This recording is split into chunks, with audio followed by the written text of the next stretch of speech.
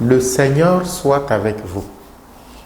Le second livre des martyrs d'Israël nous présente aujourd'hui un courage incomparable de 7 frères qui, obéissant à Dieu et refusant d'obéir au roi, acceptent la mort. Ce n'est pas pour eux une simple question de bravoure. Ils croient en une vie après la mort. Une vie qui s'obtient par la grâce de la résurrection. Une vie qui dépend de Dieu seul. Ils disent en effet, le roi du monde nous ressuscitera pour une vie éternelle. Cette foi en la résurrection et en la vie après la mort leur permet de considérer la vie présente comme rien, puisque cette vie terrestre peut être détruite par n'importe qui. Et le roi qui les oblige à manger du porc est justement n'importe qui pour eux. Une belle manière de faire réfléchir ce roi.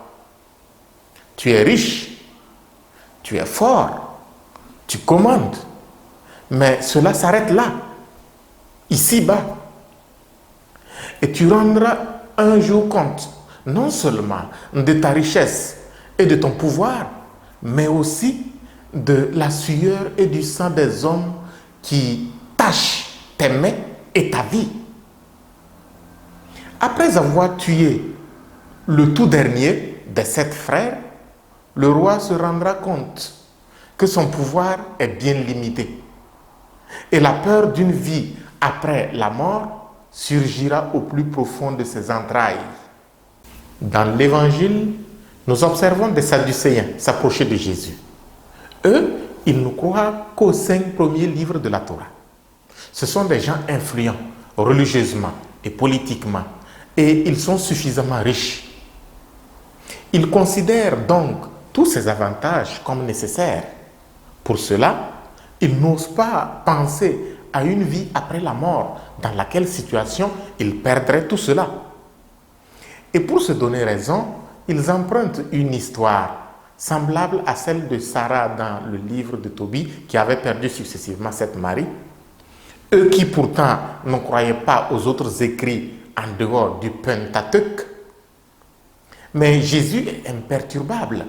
Ils ont utilisé la loi de Moïse sur le Lévira pour lui tendre le piège. Lui, par contre, il utilise la voix de Moïse pour les confondre. Moïse lui-même atteste que la résurrection existe parce que Abraham, Isaac et Jacob sont vivants, même s'ils étaient déjà morts quand Dieu lui parla à travers le buisson ardent. Frères et sœurs, comme le roi qui a massacré les 7 frères, et comme les Sadducéens trop confiants en leurs avantages terrestres, ne sommes-nous pas nous aussi de ceux qui disent « on ne vit qu'une fois » pour justifier tous les moyens malsains utilisés pour s'enrichir et pour légitimer tous nos plaisirs dépourvus de vertu? On ne vit qu'une fois, oui, mais sur la terre. Si nous avons la foi et désirons vivre même après la mort, ne disons jamais « on ne vit qu'une fois » pour justifier nos appétits sur les cendres de nos frères et sœurs. Puisse l'espérance en la résurrection nous donner le goût d'une vie vertueuse. Amen.